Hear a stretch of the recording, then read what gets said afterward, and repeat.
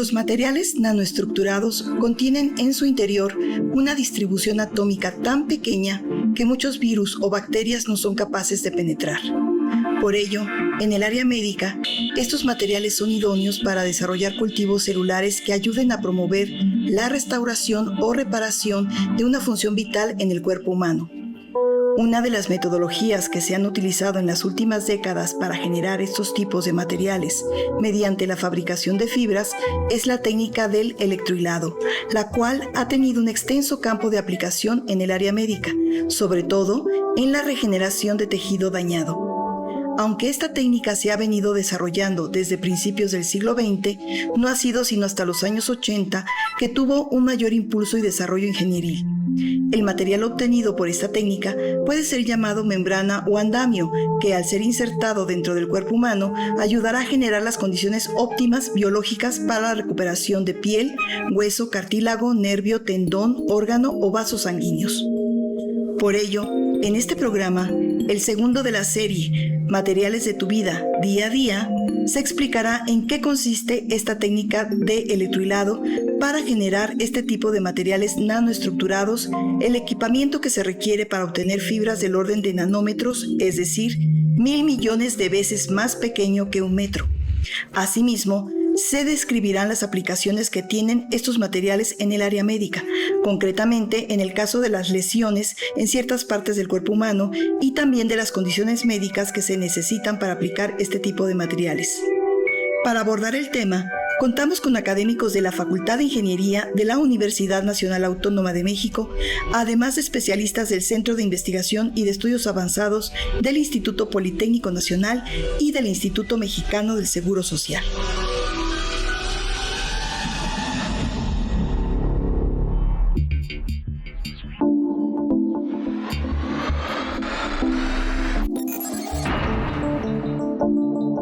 Bienvenidos sean todos ustedes a este segundo programa de la serie de televisión Materiales de tu vida, día a día, que hoy vamos a ver los materiales nanoestructurados con enfoque en la medicina. Este programa de la Universidad Nacional Autónoma de México, en colaboración con la Facultad de Ingeniería y la Coordinación de Universidad Abierta, Innovación Educativa y Educación a Distancia, UAIED. Para conducir este programa me acompaña la grata presencia de la maestra Claudia Margarita, que es académica de la Facultad de Ingeniería y pertenece al área psicopedagógica de la misma entidad. Maestra, muchas gracias. Hola. En este programa vamos a escuchar cómo la tecnología favorece el que se hagan materiales en beneficio de la mejora de nuestra salud. Y tenemos una invitada muy especial que viene precisamente del CINVESTAB Unidad Querétaro, que pertenece a la Cátedra de Investigación CONACYT, la doctora Astrid Lorena Giraldo Bettencourt. Hola, ¿qué tal? Muchas gracias por la invitación. Para mí es un placer estar acá con ustedes. No, pues muchísimas gracias, la verdad. Les recuerdo que tenemos números de contacto, van a aparecer en el fondo de la pantalla, tanto los números telefónicos como correos, para que puedan precisamente comunicarse con nosotros y de todo lo que estamos hablando nos puedan hacer llamar o hacer notar sus dudas para que posteriormente nosotros nos comuniquemos con todos ustedes. Y como siempre digo, la verdad es que el programa se nos va muy rápido y pues vamos a entrar en materia rápidamente. Y yo quiero empezar precisamente con una pregunta que es obligada de este tema para que la doctora Astrid nos vaya respondiendo. Doctora Astrid, ¿qué es un material nanoestructurado? Para que tengamos una idea de qué consiste, y sobre todo por qué es importante su aplicación en la medicina. Pues muy bien, los materiales nanoestructurados, creo que sí es importante primero definirlos, son materiales muy pequeños, sobre todo considerando que para que se pueda hablar de materiales de esa naturaleza, tenemos que hablar de materiales que estén por debajo de los 100 nanómetros. Y ese nombre nanómetros pues implica que dividamos lo que tradicionalmente conocemos como un metro. O sea, realmente es una millonésima parte de eso. O sea, estamos hablando de cosas muy, muy pequeñas que no podemos resolver con nuestro ojo y pues definitivamente tenemos que usar instrumentos especializados para poder detectarlos, ¿no? Entonces, pues primero es necesario definir esa parte. Después, ver cómo esa tecnología o ese tipo de estructuras pequeñas pueden servirnos para diferentes aplicaciones. Desde el punto de vista médico, nosotros podemos hablar de dispositivos o ya de partes que van dentro del organismo, y en ambos aspectos pueden aplicarse. O sea, todos los materiales nanoestructurados nos sirven para desarrollar dispositivos de diagnóstico, de estudios clínicos, pero también nos permite establecer o diseñar dispositivos que vayan a atender algún problema dentro del organismo como tal. Sobre todo considerando que el cuerpo, como lo vemos, igual que no logramos ver o no logramos resolver con nuestro ojo esas partículas tan pequeñas, pues así mismo pasa en el organismo. Todas nuestras partes tienen esa estructura jerárquica muy grande, mediana y muy, muy pequeña a esa escala. Entonces, pues ahí definitivamente tiene una aplicación bastante interesante para el desarrollo de todo este tipo de soluciones, llamémoslos así. Yo creo que hay que hacerle saber a la gente que estos materiales se pueden aplicar, como dices, en cualquier parte del cuerpo: ojos, cadera, pelvis, nariz, porque son injertos, son implantes que se hacen precisamente en función de la persona, ¿no? Sí, de hecho, la nanotecnología, o llamémoslos así, como lo hemos venido manejando, los materiales nanoestructurados, te permiten tener cierta facilidad para modular y para construir estructuras a la medida. Lo que ahorita es una tendencia realmente, y también hay muchos retos en torno a eso, porque pues, se necesita hacer estudios muy sistemáticos de las implicaciones que incluso la nanotecnología, que de alguna forma desconocemos todavía, no la hemos entendido a fondo. Entonces tenemos que saber qué posibles riesgos puedan tener. Hasta el momento creemos que no, precisamente por la naturaleza misma de la estructura del universo, llamémoslo así, pero considero que pues esa tendencia o esos retos los estamos enfrentando de manera muy positiva, y pues definitivamente esto va a tener muy buen impacto en toda la parte de desarrollo y específicamente en la parte biomédica. Una parte es el desarrollo tecnológico, el mejorar los materiales para que después los usuarios, los pacientes, podamos aprovechar esa tecnología. Y tener nerviosismo para decir, ¡ay, me van a poner eso en mi cuerpo!, es normal. Cuando uno se siente miedo, siente ansiedad, se siente triste porque va a pasar por un proceso quirúrgico, es normal, y esto no está contraindicado para que el paciente pueda pasar al quirófano. Entonces, hay procesos médicos que le ponen a uno anestesia y puede uno pasar por ello. Ese es el caso mío. Yo tengo una dificultad en los ojos y me pusieron un implante corneal. Entonces, cuando yo escuché esto, yo decía, ¿pero cómo, no? Entonces, había que perforar alrededor de la córnea, que eso es muy, muy chiquito, ¿no?, y poner 2 medios aros. Entonces, claro que yo estaba preocupada. Le dije a la doctora, es que yo estoy muy nerviosa. Me dijo, no importa, ¿no? Le podemos hacer la operación, y por supuesto que tenía que ser algo a mi medida, ¿no? Porque todos tenemos ojos, tamaños diferentes, ¿no? Y bueno, esto es en pro del paciente, y va a colación con lo que hablas de materiales nanos con medidas muy, muy, muy pequeñas, ¿no? Entonces, si vemos la córnea y alrededor de la córnea, y tener el equipo que perfora esas partes, tiene que ser con una precisión, con unas medidas muy chiquitas, y luego el instrumento que mete el aro, ¿no? Entonces, eso es como fascinante, que las personas, los pacientes, podemos tener beneficios en nuestra salud. En el caso mío, con este trasplante, yo ya no necesitaba un trasplante de córnea, ¿no? Con este implante, yo ya no necesitaba el trasplante de córnea. Pues es bastante fascinante lo que comentas, porque definitivamente todos esos desarrollos en medicina han permitido justo este tipo de soluciones. que te tienen hoy acá, con una buena salud ocular, pienso yo. Creo que todo estos tipos de desarrollos o este avance en tecnología, y llamémoslo así, evolucionando a la parte nano, al entendimiento del universo, pues nos ha permitido llegar a ese tipo de soluciones, ¿no?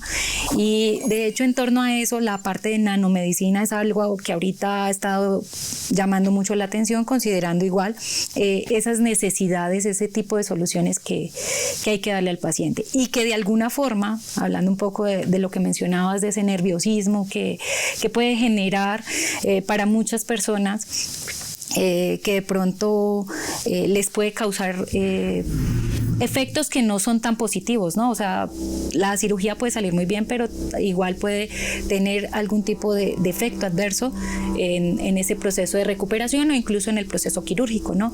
Entonces, entender y dar a conocer este tipo de tecnología y de avances tecnológicos en torno a la parte de la nanomedicina le da tranquilidad a los pacientes y seguridad a la hora de llegar a un proceso quirúrgico. Entonces, sí, y el implante en ojos es una parte, ¿no? O sea, tenemos más porciones pequeñas en nuestro organismo que necesitan algunas veces cierta atención, y por eso la tecnología, el desarrollo de materiales es tan importante. Sí, la verdad es que ahorita en un momento más vamos a ver una cápsula de una de las técnicas para hacer este tipo de materiales. No es la única, hay muchos procedimientos para hacerlos.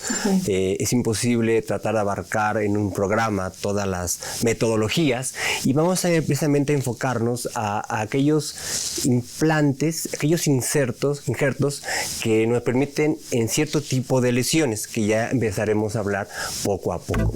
Entonces, en un momento más vamos a ir a ver la cápsula de la doctora Alba Covelo Villar, que es también investigadora, es académica de la Facultad de Ingeniería, y que precisamente nos va a hablar, nos va a introducir, nos va a definir algo que se llama la técnica de electrohilado, que, como se dijo en la cápsula introductoria, no es una técnica realmente novedosa, pero las aplicaciones sí han venido a revolucionar mucho cómo enfrentar, cómo mejorar la salud de los pacientes. Entonces, vamos a ver la cápsula para ver qué es lo que dice. Vamos a ver.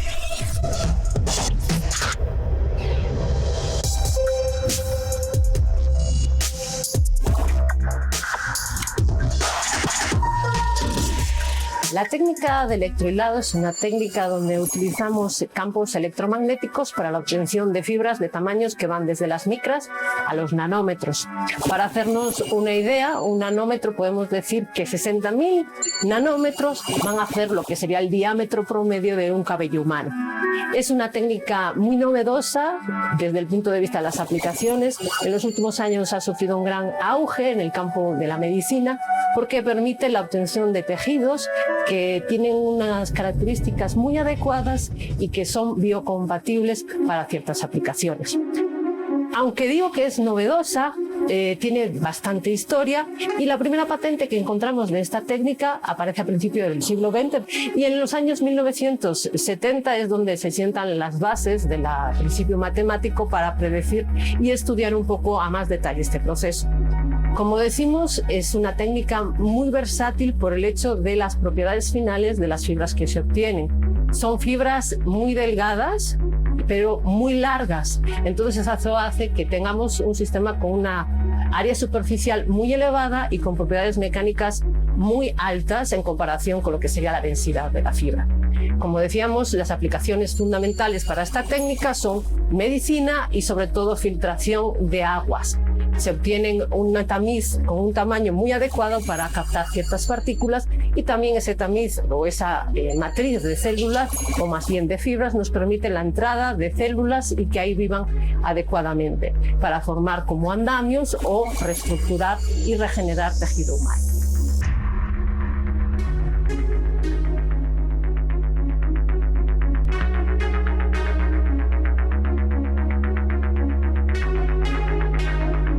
Fíjate, Astrid, que ahora acabamos de escuchar la cápsula. La técnica del electrohilado se puede explicar fácilmente, como acabamos de verlo. Pero surge una pregunta muy importante. ¿Por qué ha tomado tanto interés? ¿Por qué tiene tanto potencial en medicina? Pues es una técnica realmente que tiene muchas ventajas, incluso comparadas con los poquitas desventajas que yo, desde mi perspectiva, le puedo encontrar. Dentro de esas, la facilidad justo que mencionabas. Es una técnica fácil de implementar, es una técnica limpia. O sea, si la comparamos con otro tipo de técnicas donde hay, no sé, derrama de polvo, solventes, es una técnica limpia que te permite obtener materiales bastante interesantes. Eso hablando como de la técnica general. Ahora, es una técnica que no requiere, o más bien no tiene muchas variables que controlarse durante el proceso comparadas con otras. Entonces realmente, pues hacer un estudio en torno a ella te permite obtener resultados de manera, llamémoslo así, rápida. Y como su implementación es igualmente fácil, nuevamente comparado con otro tipo de sistemas, pues la hace muy atractiva para generar desarrollos en torno a la parte biomédica.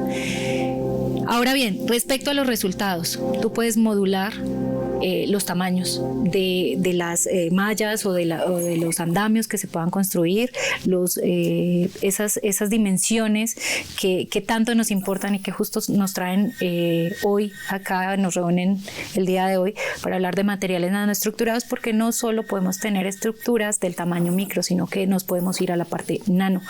Entonces, la versatilidad que podemos encontrar con esta técnica para la fabricación de materiales, para la personalización en tamaños, es una ventaja que pocas técnicas, sobre todo comparando con sus beneficios, pueden tener. Lo comentábamos, ¿no? Lo contaba la maestra Claudia de su caso particular de córneas. Son estos injertos que se pueden realmente hacer a medida, ¿no? Se pueden funcionalizar en el lugar del cuerpo y justamente lo que va a desarrollar ese material para esa función tan específica, ¿no? Por lo que ha tomado tanta importancia en la medicina. Hablabas de la limpieza de la técnica y del control de variables extrañas. Uno está en la técnica para la elaboración del material y la otra parte es la que le corresponde a la persona que va a verse beneficiada con ese material. Hablando de limpieza, pues están las conductas que nos llevan a tener un mayor beneficio cuando tenemos que pasar por este procedimiento quirúrgico y nos pongan este material. En estudios se ha visto que las personas que muestran mucha ansiedad, están muy tristes, están muy ansiosas, después de la operación van a tener una recuperación más lenta porque se ponen como en modo queja, como en modo insatisfacción, y el dolor va a continuar y las actividades para la rehabilitación le van a ir poniendo peros. Esto contrarresta con las personas que tienen una mejor actitud, una mejor disposición y van a mostrar conductas en las que les lleve a participar y a colaborar en su rehabilitación. Por lo tanto, esta va a ser en un tiempo más rápido. Y bueno, eso es común a todas las personas. Somos diferentes y reaccionamos de diferente manera. Entonces, es importante considerarlo para cuando vamos a pasar por un proceso quirúrgico, si queremos estar con más pronta salud, ¿no? Y más pronto movernos. Porque algo que comentas es muy importante y que hay que resaltar, no es el hecho de la moda de hacerlo a medida o la moda de hacerlo pequeño, sino a base de tiempos. Exacto. El hacer este tipo de material con estas propiedades tan particulares, nos hablan que al menos pensamos que los tiempos sean más cortos, ¿no? De recuperación. Sí, exactamente. O sea, entender, o sea, como hablábamos hace un momento, entender la estructura como tal de la parte que vamos a, llamemos así, a construir, utilizando este tipo de técnicas, te permite generar un proceso de sanación en el paciente, en la parte específica, más eficiente, y eso pues se traduce en tiempos reducidos, que es justo lo que estamos comentando. Es hacia donde vamos, hacia donde necesitamos caminar. Sí, porque cuando hablamos, por ejemplo, de una herida de piel que se ha lastimado por accidente o por quemadura, los tiempos son muy largos y además muy dolorosos. La asepsia que debe tener las personas es muy exigente, porque si se vuelve a infectar, si se vuelve a contaminar, se infecta otra vez. Así es. Y entonces se tiene que ir para atrás para volver a empezar ese proceso de recuperación. Con este tipo de tecnologías, al final de cuentas, es menos tiempos y que sea mucho más rápido, que sea más eficiente toda la recuperación, ¿no? Yo creo que por lo que la técnica tiene mucho potencial. Sí, definitivamente. Y no solo la técnica, o sea, la técnica te da esos beneficios como de hacer toda la medida, pero finalmente aquí también hay que tener en cuenta la mezcla de materiales que vas a usar. Eso también hace parte del secreto. Claro, es una combinación, un efecto combinado, llamémoslo así, de no solo la parte de materiales, sino también la parte de la técnica. Por eso tantos beneficios son los que le vemos, ¿no? Y la parte del cuidado que el paciente debe de tener, la actitud y la paciencia para seguir las indicaciones y no se vaya a infectar, ¿no? Porque debería de tener la gente como mayor cuidado, mayor paciencia y estar al pendiente de su sanación. Pero como tú dices, si la persona se le comenta, mira, con este tipo de tecnología vas a tener no 8 semanas, quizás 4, quizás emocionalmente ya eso te cambia. Te cambia y como tú dices, te deja de estar instalado en el modo queja y a lo mejor dices, ok. Son solo 4. Son 4 semanas, ¿no? Y emocionalmente yo que puede tener un impacto muy importante, ¿no? La esperanza se ve a más corto plazo. Exactamente. Y sobre todo pensar que en menos tiempo vas a ver la zona donde necesitas ver tu recuperación, ya algo tangible, llamémoslo así, funcional, ¿por qué no bonito? ¿No? Yeah. Pues mira, la verdad es que vamos a dar una segunda cápsula con la doctora Carla Karina Gómez Lizárraga, también investigadora con ACID del ICAT de la UNAM, que nos va a seguir hablando sobre las configuraciones que puede tener la técnica del electroilado. Ya vimos en la primera cápsula que es parámetros. Ahora nos vamos a dar un poco más a la idea, la versatilidad para poder lograr obtener estos materiales nanoestructurados que hemos estado hablando. Así que vamos a esta segunda cápsula.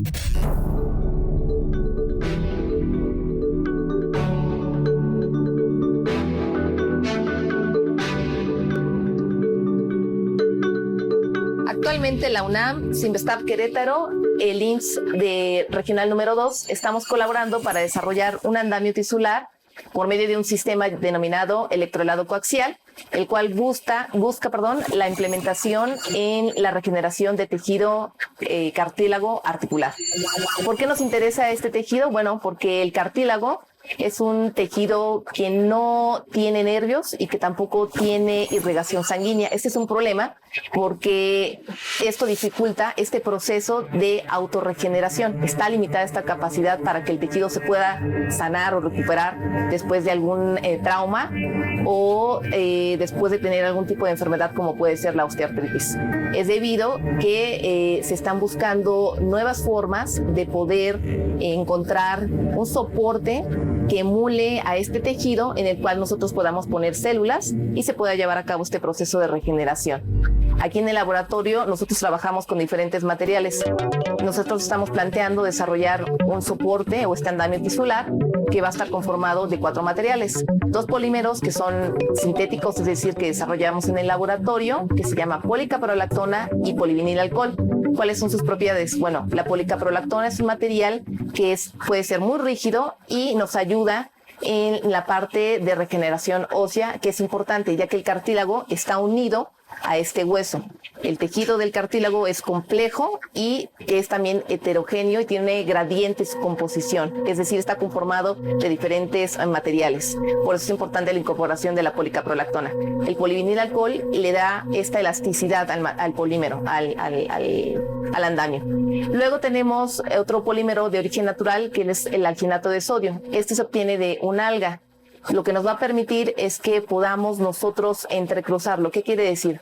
Formar una estructura más estable una vez que nosotros lo pongamos dentro del organismo. Y finalmente estamos incorporando partículas de hidroxiapatita. La hidroxiapatita es un componente que constituye al hueso. Quiere decir que si nosotros incluimos este componente que ya el cuerpo lo va a reconocer, será más sencillo de que se pueda llevar a cabo este proceso de regeneración o de integración de nuestro soporte tisular dentro del organismo.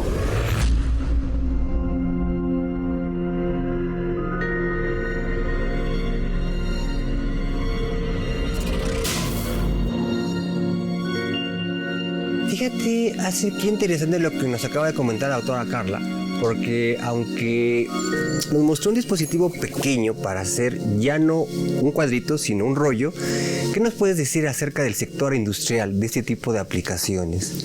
Tiene un potencial impresionante. De hecho, en la literatura tú te encuentras aplicaciones, por ejemplo, en la parte textil, que pues ya no estamos hablando de cosas a escala o pequeñas, como lo estabas mencionando hace un momento, sino que ya estamos viendo aplicaciones macro, llamémoslas así, considerando que gracias a esas ventajas que tiene la técnica, la versatilidad, tú le puedes dar propiedades multifuncionales a ese tipo de fibras que están construyendo el textil, por ejemplo.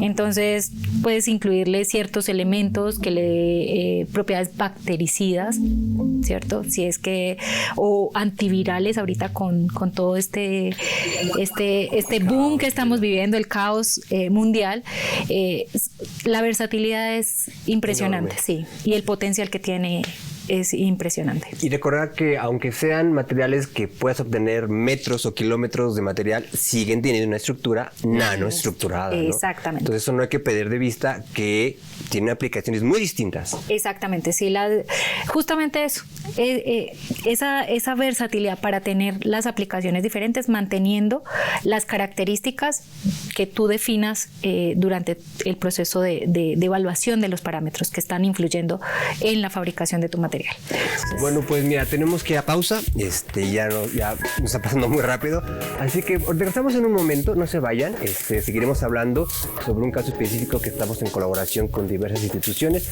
pero mientras vamos a un breve.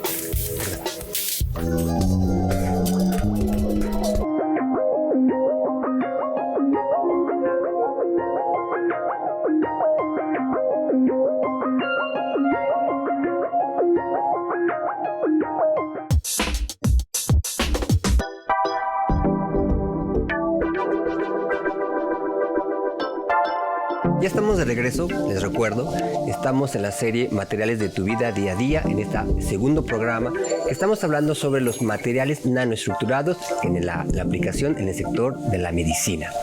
Les recuerdo que tenemos datos de contacto, tenemos teléfonos, tenemos correos que aparecerán precisamente en la pantalla, en el fondo de la pantalla, para que se comuniquen y de todo lo que hemos hablado, pues nos hagan saber sus dudas, que posteriormente nosotros les ampliaremos no las dudas, sino las respuestas, y con ello podamos tener un diálogo con todo nuestro público. Y pues seguimos, ya vamos más avanzados en este programa, y la verdad quisiera preguntarle a la doctora Astrid acerca de esta colaboración que tenemos en diferentes instituciones, incluyendo la UNAM, de que nos digas de qué consiste este proyecto y por qué estamos colaborando tantas instituciones.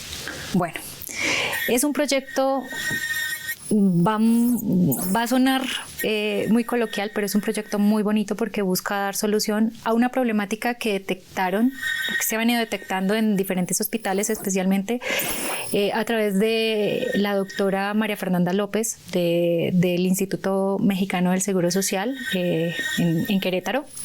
Ella se acercó inicialmente con CIATEC justamente porque hay una problemática en torno a dar soluciones a dispositivos que te permitan atender enfermedades de las articulaciones. Derivado de la naturaleza de la solución, pues es necesario implementar un grupo multidisciplinario.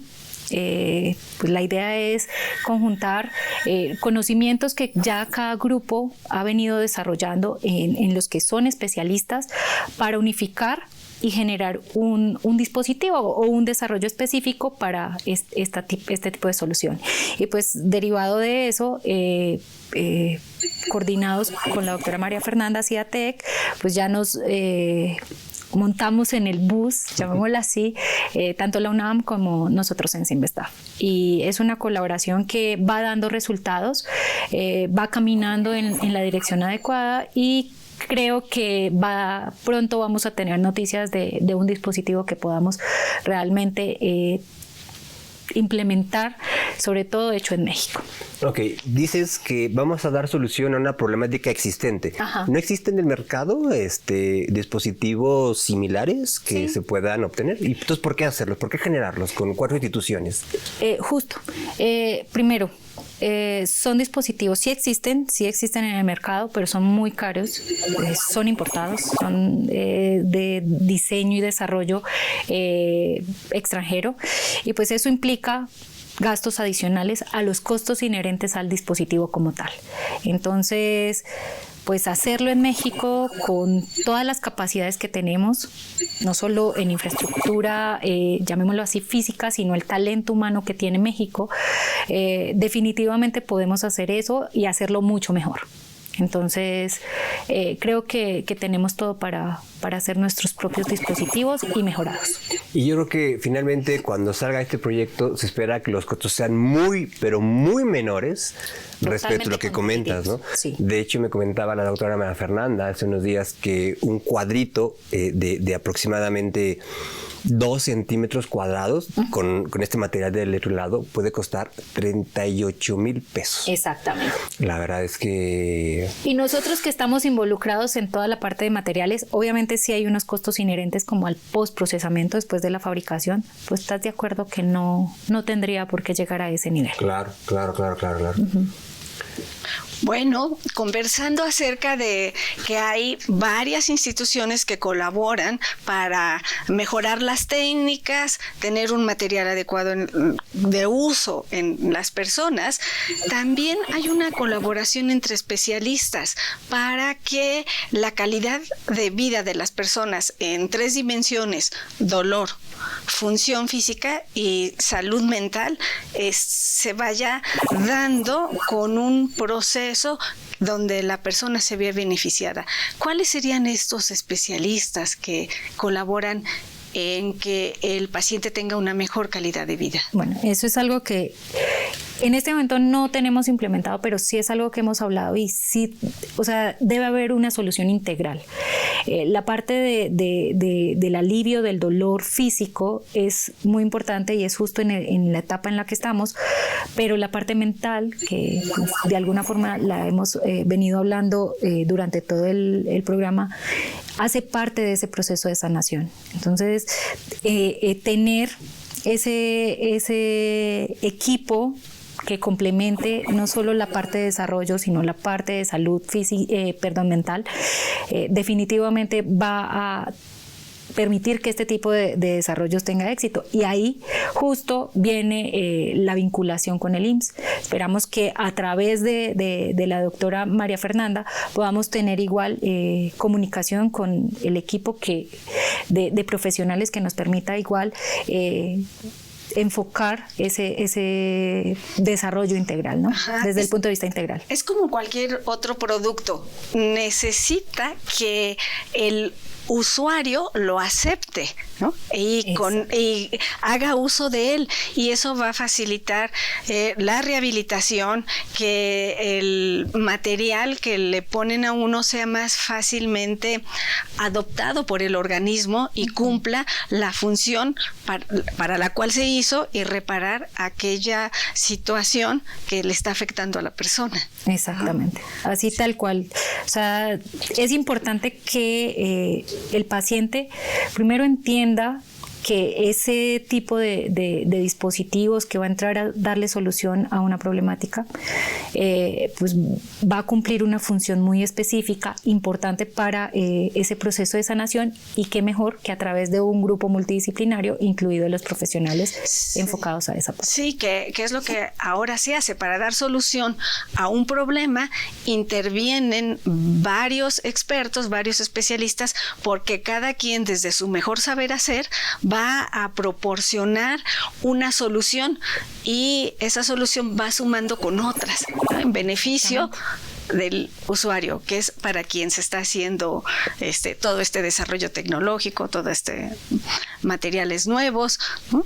Y aparte quiero resaltar algo, justamente con la relación con la doctora María Fernanda, llegado un momento en la etapa del proyecto se podrá obtener cartílago de paciente para que las pruebas sean realmente totalmente verificables, que lo que se está haciendo, lo que está proponiendo, tiene un resultado completamente idóneo para la respuesta que queremos.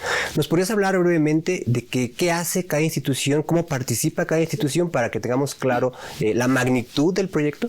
Sí, de hecho, yo creo que voy a mencionar un poquito de manera macro el proyecto. O sea, estamos desarrollando un dispositivo, ¿cierto?, para atender enfermedades asociadas a las articulaciones, ¿cierto?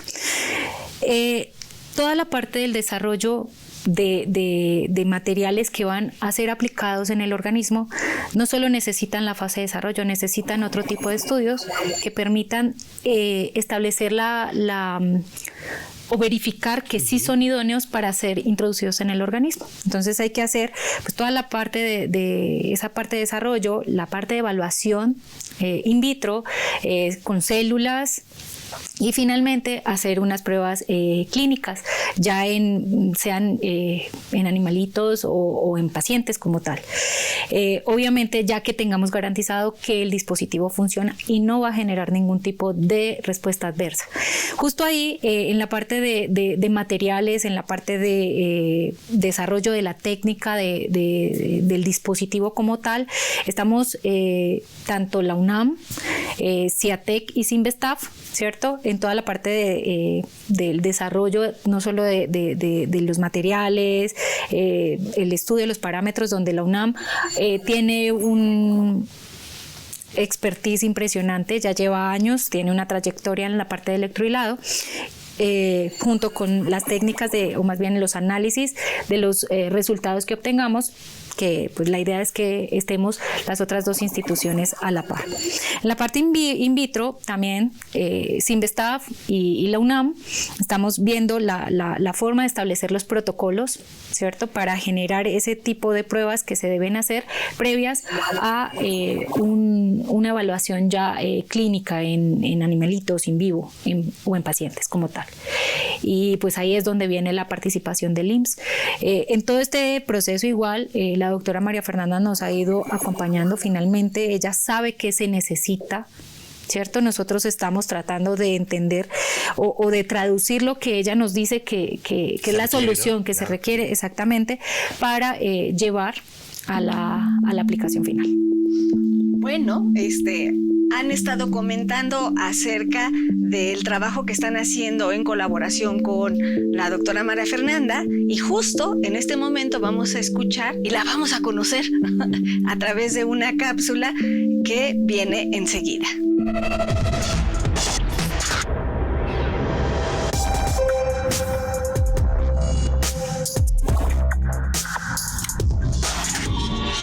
El día de hoy les voy a hablar acerca del cartílago articular y la osteoartrosis o la degeneración de este tejido. El cartílago articular es un tejido que recubre todas nuestras articulaciones y está diseñado para disminuir la fricción entre ellas. Está compuesto de un solo tipo de célula, los llamados condrocitos. Estos están embebidos en todo un ecosistema que está formado de varias cosas, entre ellas varias proteínas y también varias sustancias como la colágena tipo 2 predominantemente, que nos ayuda a mantener el agua dentro de este tejido.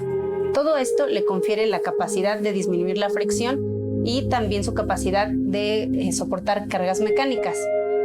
Una de las principales preocupaciones que se tienen en la salud de nuestro país y en general a nivel mundial es la rápida degeneración de este tejido, pero además de esto, la poca regeneración, la poca capacidad de regeneración que este tiene. Una de las cosas principales por las que nosotros nos preocupamos, nosotros en el ámbito en general médico, es la gran cantidad de recursos que se invierten en el tratamiento de las lesiones. Las lesiones de cartílago se presentan principalmente en las articulaciones de carga, como son la rodilla, los tobillos y las caderas. Esto no quiere decir que no se puedan presentar en otras articulaciones. Sin embargo, en miembro torácico son mejormente toleradas Y en miembro pélvico se notan un poco más porque finalmente son las que cargan el peso del cuerpo y las que toleran además mucho más fricción. Obviamente en la cadera, que es una articulación que no se ve o no se nota tanto como en la rodilla, también se puede presentar, sin embargo se nota más en la rodilla precisamente porque está subcutánea, tiene una muy poquita capa de tejido, entonces lo notamos más. Nosotros, ¿cómo notamos esto? ¿Cómo lo podemos empezar a gradar? Se divide en 4 fases. Un término que se encuentra actualmente muy como de moda y lo podemos encontrar en muchos sitios es la condromalacia. Este es un grado 1 de esta lesión, pero no necesariamente requiere tratamiento. Es importante decir que no todas las lesiones condrales o de cartílago, no todas requieren manejo y no todo el manejo es de cirugía.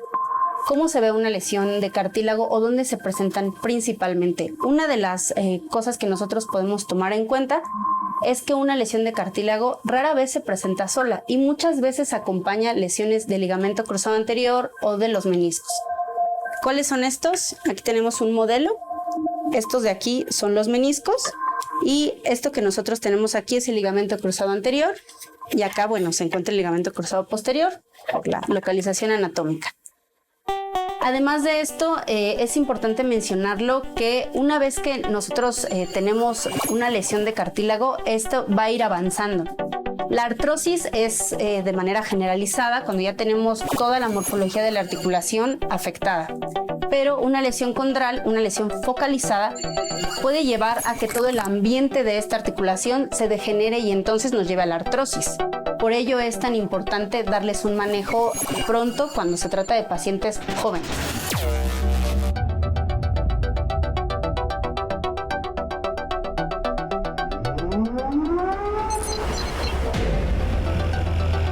Fíjate, Astrid, qué interesante. Ahorita la doctora María Fernanda nos habló de un caso muy particular de lesión de la rodilla. Sin embargo, de lo que ella hablaba de las lesiones condrales, para que la gente sepa un poco más, ¿nos puedes ampliar el tema de qué es una lesión condral? Bueno, es justo aquella que está dirigida a esas articulaciones que tienen cartílago, ¿no? Finalmente, en esta zona lo que se busca es que, o más bien la estructura como está establecida en el organismo, es que hay una zona que es muy lisa, que es justo la que te permite generar el movimiento de la articulación. De hecho, se menciona que tiene muy bajo coeficiente de fricción. Y esa zona está constituida principalmente por colágeno, pero es una estructura multicapa, porque a medida que va hacia la parte interna, pues va cambiando en su composición, llamémoslo así, e incluso la distribución de las fibras también va cambiando, y esto obviamente va a tener un efecto en ese desempeño, llamémoslo así, para facilitar el movimiento, pero también para distribuir las cargas a las que se ven expuestos, ¿no?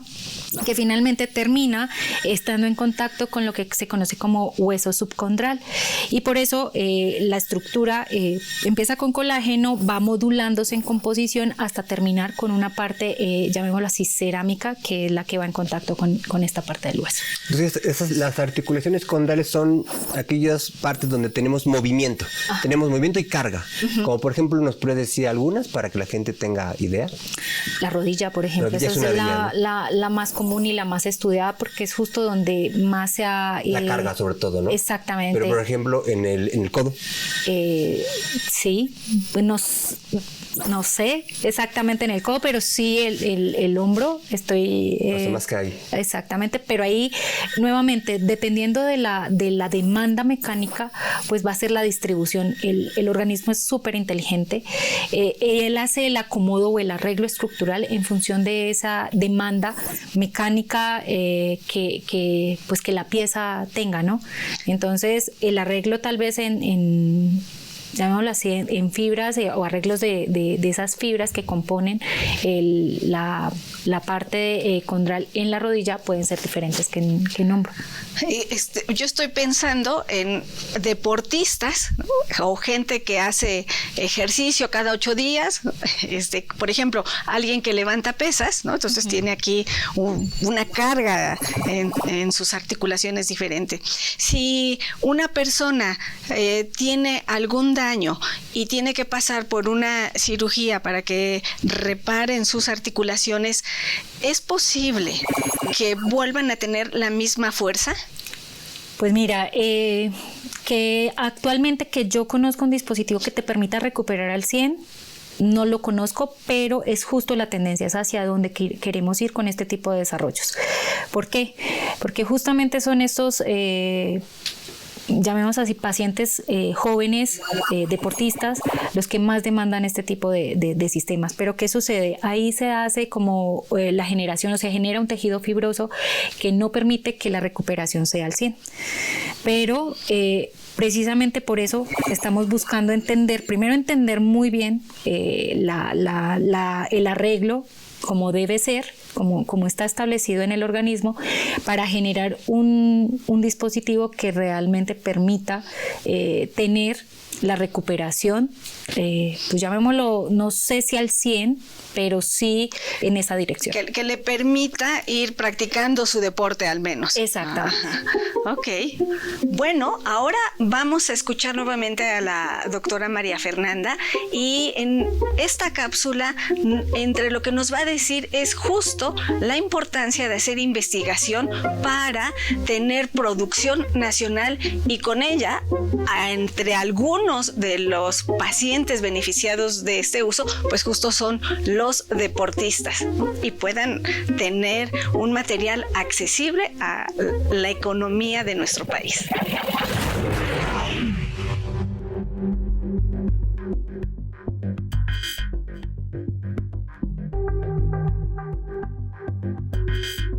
Nosotros estamos llevando a cabo un proyecto de investigación para el desarrollo de un material para el tratamiento de estas lesiones. Existen en el mercado diversos tipos de manejos, tanto quirúrgicos o no quirúrgicos, o bueno, conservadores, para las lesiones de cartílago, dependiendo cuál sea el grado que tenemos. Obviamente en un paciente con un grado 1, un grado leve, no vamos a hacerle una cirugía. Dependiendo del tipo o el grado de lesión que tengamos, va a ser también el tratamiento. Existen diversos tipos de tratamiento. Hay trasplante de condrocitos autólogos, existe también el OATS por sus siglas en inglés, que es cuando se traspasa un taquete de hueso de una zona de no carga de la rodilla, por ejemplo, a una parte de carga en donde existe una lesión focalizada. Por ejemplo, en esta lesión que nosotros tenemos aquí, se toma un taquete de aquí arriba y se traslada hacia acá. Y existe también en el mercado, solo que no de manufactura nacional, mallas o andamios, también conocidos como andamios, que podemos utilizar para poder ayudar a la formación de un tejido que tenga mecánicamente mucha más tolerancia a la carga una vez que tenemos una lesión. Cuando tenemos una lesión condral siempre va a haber una cicatriz que se va a formar de manera natural. Este es llamado fibrocartílago, pero no tiene las mismas propiedades mecánicas que el cartílago nativo. Entonces nosotros vamos a ayudarle a esto. Nosotros se encuentran en desarrollo con CIATEC y Sinvestav y la UNAM, y bueno, el IMSS, del cual yo soy trabajadora. Nos encontramos en el desarrollo de un andamio que tiene 3 capas de policaprolactona, alginato e hidroxiapatita. La idea que sean 3 capas es para emular las capas de las cuales está compuesto el cartílago articular. Obviamente en las partes superiores va a estar el alginato, la hidroxiapatita va en la parte hasta abajo para poder estar en contacto con el hueso subcondral y favorecer su integración tanto al hueso subcondral y al cartílago que está circundante a nuestra lesión. ¿Por qué nosotros estamos desarrollando esto? ¿Cuál es la problemática que vemos? Que finalmente no existe en el mercado una solución que sea asequible a los pacientes que se encuentran en el sector público. Si bien en el privado existe, supera el precio que pueden pagar a veces los pacientes. Si tomamos nosotros en cuenta que la mayoría de nuestros pacientes que tienen lesiones condrales focalizadas son pacientes jóvenes y en edad productiva, entonces la idea es evitar que esa lesión focalizada progrese a artrosis de una manera temprana.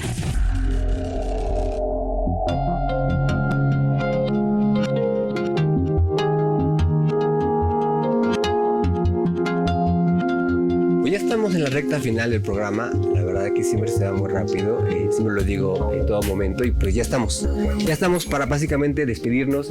Y antes queremos hacer una reflexión de lo que hemos dicho, tratar de resumir brevemente lo que hemos comentado para que nos quedemos con las últimas ideas de lo que hemos analizado. Astrid, ¿qué nos puedes decir? ¿Qué le puedes decir al público de lo que hemos comentado, de los proyectos, de los materiales, como para que quede como corolario? Pues que definitivamente colaborar, trabajo en equipo, trabajo multidisciplinario.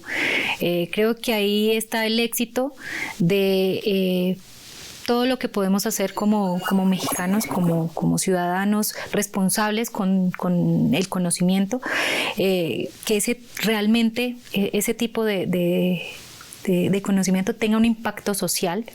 Creo que estamos llamados a esa responsabilidad, y definitivamente no hay otra forma que hacerlo más que a través de colaboraciones. O sea, no podemos ser especialistas en todo. Es mucho mejor si trabajamos en equipo, si aprovechamos los conocimientos que todos tenemos para generar productos nacionales, o sea, que tengan realmente ese impacto que tanto necesitamos. Somos usuarios de la tecnología, pero no la desarrollamos. Tenemos que empezar a explotar ese tipo de conocimiento, el conocimiento tan importante que desarrollamos, pero realmente que se vea traducidos en productos para beneficio de toda la sociedad. Y pues definitivamente esos productos, pues la idea es que tengan ese grado de innovación, que realmente se muestre que el talento mexicano tiene todas las herramientas, el conocimiento, la infraestructura para generar productos que se puedan posicionar no solo que nos beneficien a nosotros los mexicanos, sino que también tengan un impacto a nivel mundial, ¿por qué no? Bueno, los cirujanos, hablando de esta colaboración entre especialistas y entre instituciones, los cirujanos van a recibir una capacitación de cómo emplear el material que fue desarrollado, la técnica que se usó. Y esto el cirujano lo va a explicar a su paciente cuando requiera un tipo de solución, ¿no? Si su dificultad está en alguna articulación, entonces es probable que pase por cirugía. Y si el médico le va a explicar esto al paciente, esto forma una parte para que el usuario final sienta tranquilidad, hable de sus expectativas de sanación, de rehabilitación, y se sienta confiado. Si sucede lo contrario, entonces hay que examinar cómo está la conducta de uno ante el proceso de cirugía y lo comente con su cirujano para que le proporcione los datos de contacto de algún especialista que le ayude a aclarar todas sus dudas y le ayude a atravesar esta situación de una mejor manera, y con ello su calidad de vida en las 3 dimensiones, dolor, función física y salud mental, mejoren. Y yo creo que lo más importante, como dicen también, es que la gente pregunte, ¿no? Como dices, que pregunte que estos materiales, como dijo Astrid, van en beneficio de la salud y el bienestar en todos sus matices, ¿no? Porque se está desarrollando en instituciones acreditadas, instituciones serias, en lo cual hay una investigación detrás, y que antes de llegar al usuario es porque ha pasado por una serie de requisitos, de normativas, para que pueda ser un material confiable y que se pueda tener como una recuperación adecuada, ¿no? De hecho, no sé si ahí pueda terminar de hacer Claro. o complementar un poco, porque tal vez hace esa comunicación que en este momento estamos teniendo con la doctora. Ella tuvo esa apertura para acercarse con estos centros de investigación, con nosotros, justamente por lo que mencionas, pero esa comunicación yo creo que es clave, porque finalmente los usuarios, más bien sí, quienes van a hacer las cirugías, quienes van a hacer los procedimientos, quienes requieren, son los que entienden las soluciones que necesitan. Nosotros estamos capacitados en las instituciones para generar esas soluciones. Entonces la comunicación entre esos usuarios y nosotros es fundamental. Bueno, pues la verdad estamos prácticamente ya al final del programa, y pues la verdad quiero agradecerles Doctora Astrid, muchísimas gracias por habernos acompañado. Maestra Claudia, muchísimas gracias por haber conducido este programa. Y pues los invitamos al siguiente programa. Estamos en una serie de 5 programas. Les recuerdo, es la serie de materiales de tu vida, día a día. Estamos hablando sobre las aplicaciones de diversos materiales que todos utilizamos, todos estamos precisamente día a día ocupándonos y estamos acercándonos para que la gente nos explique qué son esos materiales nuevos, diseños que tenemos en el mercado. Muchísimas gracias, yo me despido y los espero en el próximo programa. Hasta luego.